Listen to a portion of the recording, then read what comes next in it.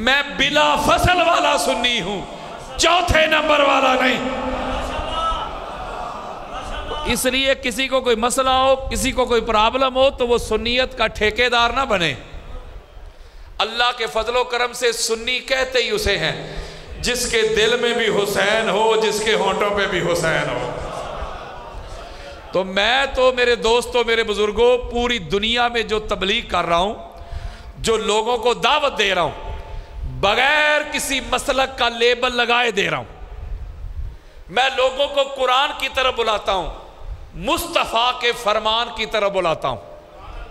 میں کہتا ہوں جو شیعہ ہے شیعہ رہے، جو سنی ہے سنی رہے، دیوبند دیوبند رہے، اہل حدیث رہے، لیکن خدا کے لیے حسینی ہو جاؤ۔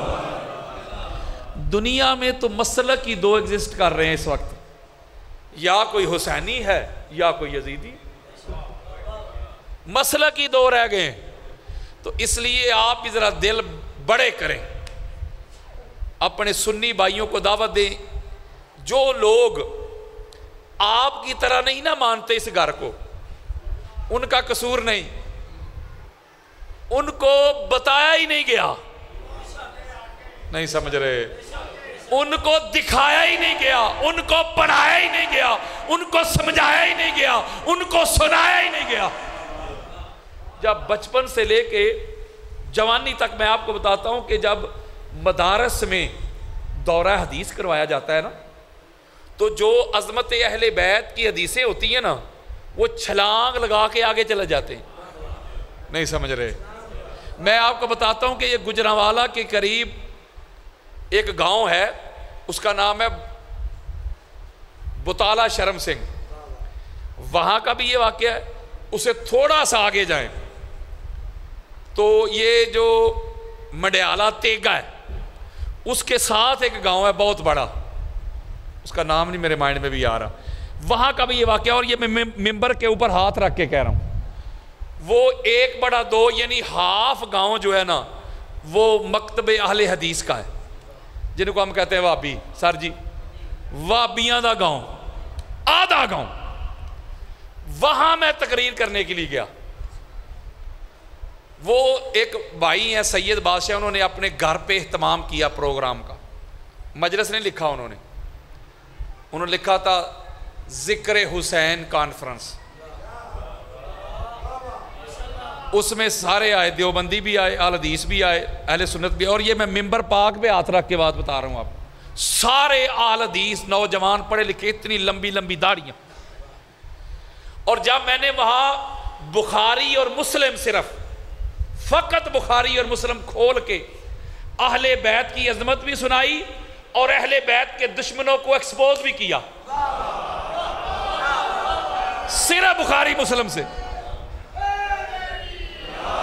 آپ یقین کریں وہ جو اہل حدیث نوجوان تھے، انہوں نے جا کے اپنے مولویوں کے گریبان پکڑ لی۔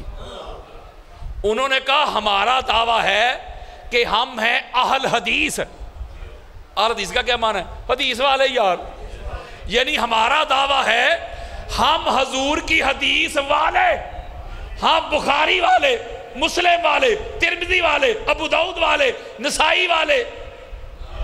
انہوں نے کہا مولوی جی ایک سنی مولوی آیا ہے، اس نے بخاری مسلم سے حدیثیں پڑھ کے کھول کے دکھا کے صفحہ نمبر، حدیث نمبر ہمیں بتایا ہے کہ حضور کی اہل بیت جیسا ہے ہی کوئی نہیں۔ تو آپ اہل حدیث ہونے کا کلیم بھی کرتے ہیں، آپ نے ساری زندگی یہ حدیثیں پڑھی کیوں نہیں؟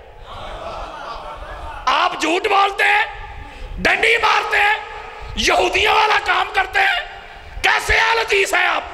اگر اہل حدیث ہیں تو مصطفیٰ کی حدیثیں کیوں نہیں پڑھتے؟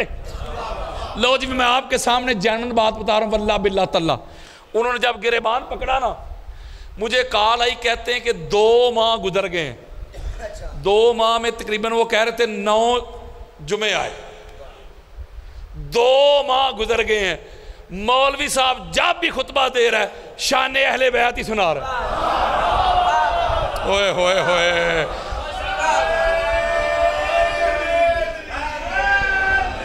اور کٹر وابی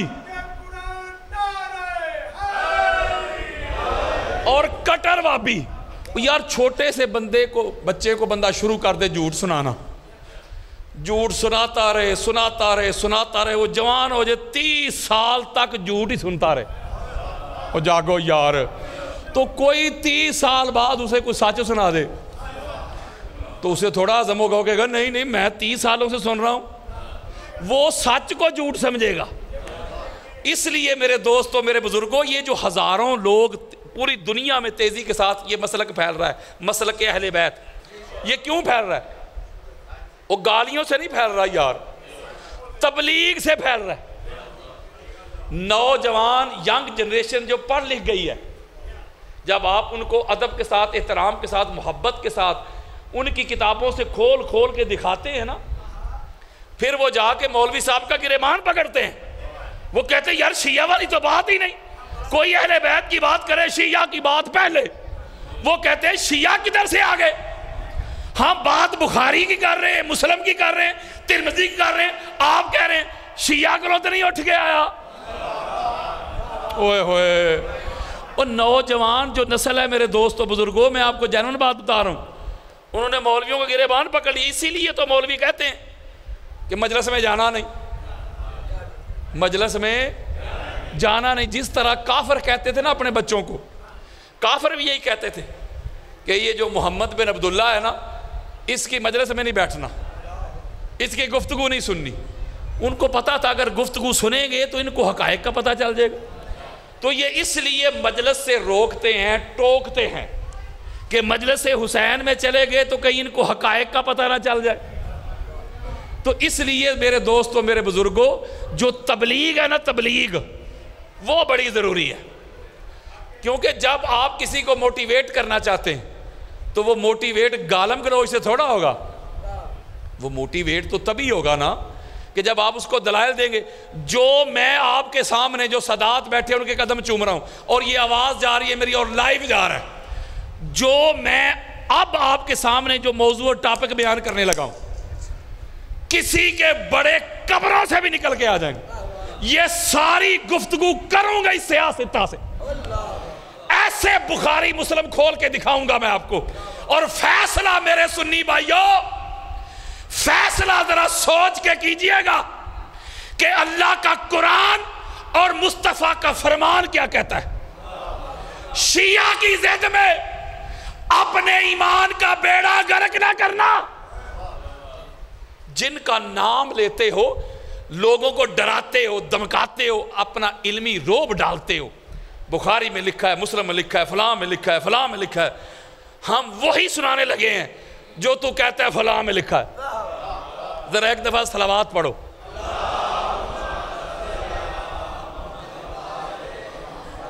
لو جی, سیدھی سی بات ہے, سیدھی سے میں نے آیت مجیدہ پڑھی, آسان سی, سورہ حشر کی.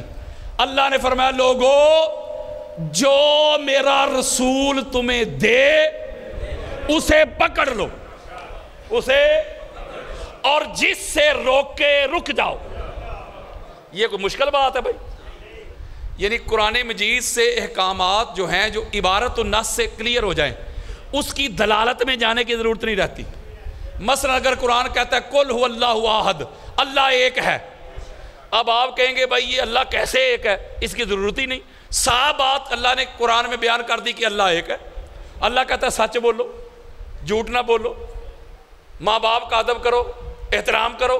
تو اس کی دلالت میں جانے کی ضرورت ہی نہیں یار, یہ بات عبارت سے ہی واضح ہو رہی ہے. تو یہ جو آیت مجیدہ میں نے آپ کے سامنے پڑھی, اس میں اللہ نے کہا لوگو یہ جو میرا رسول ہے, جو کچھ تمہیں دے نا, فَخُذُوهُ, پس اسے پکڑ لو, لے نہیں لو, پکڑ لو, اور جن سے روکے اسے رک جاؤ. میں اس کے اوپر بے شمار لغت کے حوالوں سے زیادہ ٹائم لگانا نہیں چاہتا, اس کو علمی اور آسان کرنا چاہتا ہوں, سادہ کرنا چاہتا ہوں. آپ آؤ میری طرف. یہ جو کچھ بھی 1300-1400 سالوں سے ہم نے پکڑا ہوا ہے, یہ رسول نے دیا نا. وہ جاگو کی ہو گیا یار, نماز نہیں پکڑی ہوئی آپ نے, تو نماز کس نے دی ہے؟ حضرت بلال نے. یار رسول نے دی ہے. روزے پکڑے ہوئے کس نے دیے؟ رسول نے. بولیں یار قرآن، توحید، رسالت، امامت، یہ سارا کچھ جو شریعت ہم نے 1300-1400 سالوں سے پکڑی ہوئی ہے یہ رسول نے دی ہے یار. اب میں آپ کے سامنے اپنی سیاستہ سے مسلم ہوں، ابو داؤد ہوں، نسائی ہوں، ترمذی ہوں، حاکم ہوں، قسطلانی ہوں، اسقلانی ہوں، سیوطی ہوں، بیہقی ہوں، طبرانی ہوں، قاضی عیاض ہو، ابن حجر مکی ہوں، علامہ علوسی ہوں، فخر الدین رازی ہوں، آل حدیث ہو، دیوبند ہو، بریلوی ہو، رضوی ہو، کوئی مائی کا لال چیلنج کر رہا ہوں ابھی تک وہ مائی بھی پیدا نہیں ہوئی جس نے جو مفتی پیدا کرنا ہے، جو اس حدیث کے سامنے اگر مگر کرے. جو اب سنانے لگا ہوں، جو سب سے بڑی چیز حضور دے کے گئے کہ اسے پکڑ لو. لفظ پہ غور کیجئے گا، فَخُذُوهُ سے پکڑ لو. آج میری گفتگو پکڑ لو پہ. ساری زندگی بھر کی کمائی آقا علیہ السلام کی نظروں کے سامنے، زندگی کا آخری خطبہ آقا علیہ السلام کا، 1.25 لاکھ صحابہ round about, all companion of the Holi profit, سارے حضرت ابوبکر سے لے کے حضرت بلال تک، سارے نظروں کے سامنے. توجہ ذرا میری طرف رکھیے گا. میں نے آپ کے سامنے کہا کہ شاید ہی کوئی کتاب ہو اہل سنت کی جس میں یہ حدیث نہ آئی ہو، اور حدیث صحیح بھی، حدیث متواترہ بھی، حدیث مشہورہ بھی. کسی ایک مائی کے لال نے اس حدیث کے اوپر جرا نہیں کی، بحث نہیں کی. اعلیٰ درجے کی حدیث صحیح. آقا علیہ السلام کے سامنے سارے صحابہ. میرے آقا نے آخری خطبہ دیا. میرے آقا نے فرمایا میرے صحابیوں، تم ماں کو جا کے منڈیوں میں بیچ دیتے تھے، ماں کے قدموں کے نیچے میں نے جنت رکھ دی ہے. تم بیٹی کو پیدا ہوتے ہی دفن کرتے تھے، بیٹی کو تمہارے لیے میں نے رحمت کر دیا. تم شراب پیتے تھے، شراب کو میں نے بین کر دیا ہے. کعبے کا برہنہ ہو کے تم طواف کرتے تھے، کعبے کو میں نے عبادت گاہ کر دیا، کعبے کو بتوں سے پاک کر دیا ہے. ذرا ذرا سی بات پہ تم ایک دوسرے کی گردنیں کاٹ دیتے تھے، میں نے تم کو بائی بائی کر دیا ہے. غریب کو، کمزور کو، مسکین کو، یتیم کو تم دبا کے رکھتے تھے، میں نے غریب کو امیر کے ساتھ کھڑا کر دیا. ایک ہی صف میں کھڑے ہو گئے محمود و ایاز، نہ کوئی بندہ رہا نہ کوئی بندہ نواز. بندہ و صاحب و محتاج و غنی ایک ہوئے، تیری سرکار میں پہنچے تو سبھی ایک ہوئے. میں نے تمہیں سنوارا ہے، تمہیں نکھارا ہے، تمہیں اشرف المخلوقات کا احساس دلایا ہے، تمہارے کردار کو سنوارا، تمہاری گفتار کو سنوارا، تمہارے لباس کو سنوارا، تمہیں انسان بنایا، تمہیں توحید دی، تمہیں رسالت دی، تمہیں امامت دی، تمہیں قرآن دیا، تمہیں دین دیا، اسلام دیا، ایمان دیا، نماز، روزہ، حج، زکوٰۃ دی. تمہیں سنوار کے، تمہیں نکھار کے اب میں جا رہا ہوں. اس طرح نہیں سننا، ذرا میرا ساتھ دینا ہے.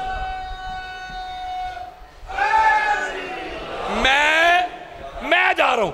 جس مشن کے لیے میں آیا تھا، جس پیغام کے لیے میں آیا تھا، وہ مشن میں نے کمپلیٹ کر دیا.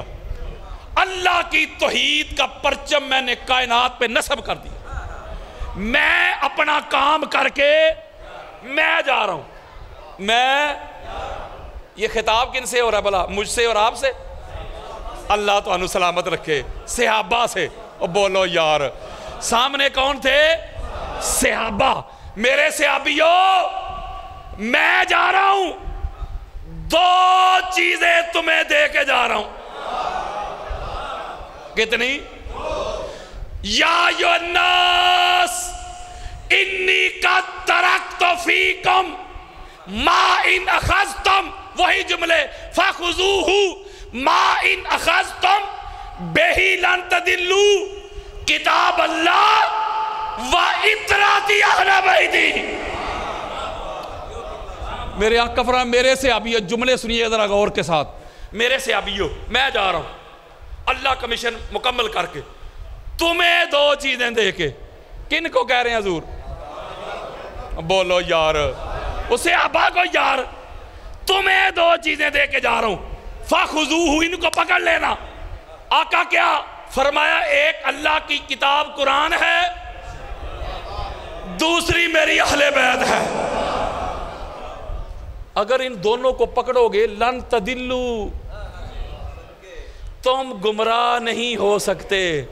ذرا غور تو کریں یار حضور کی حدیث پہ، یہ حضور صحابہ کو کہہ رہے ہیں نا کہ میرے صحابیوں میرے جانے کے بعد دو چیزوں کو پکڑنا ہے، اور ایک مقام پہ فرمایا انی تارکن فیکم الثقلین، میں تمہیں دو ثقلین دے کے جا رہا ہوں، اور ایک مقام پہ فرمایا ایک روایت میں انی تارکن فیکم امرین، میں تمہیں دو اولی الامر دے کے جا رہا ہوں، اور ایک فرمایا انی تارکن فیکم خلیفتین، میں تمہیں دو خلفاء دے کے جا رہا ہوں۔ ان کو پکڑو گے تو گمراہ نہیں ہوگے۔ ایک جملہ نہ کہوں سادات کے قدم چوم کے، جو صحابہ ہوتے ہیں نا، صحابہ companion of the Holi profit, حضور کی امت میں ان کا بڑا بلند مقام اور سٹیٹس ہے۔ اور یارو میرے مصطفیٰ کریم کے وہ سارے صحابہ جو مرتے دم تک محمد اور آل محمد کے وفادار رہے،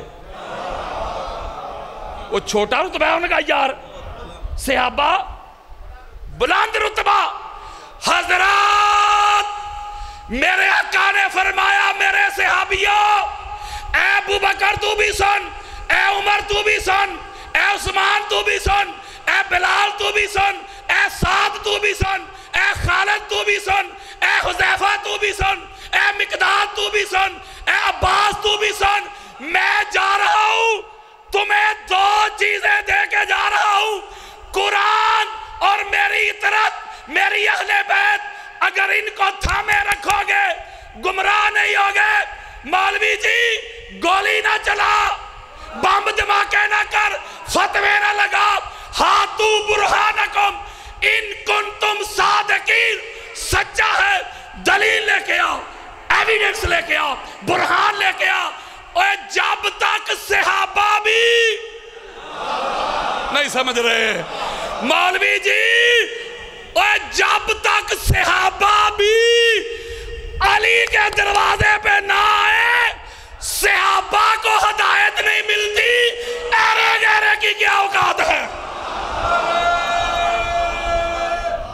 اس کو کھولیں ذرا۔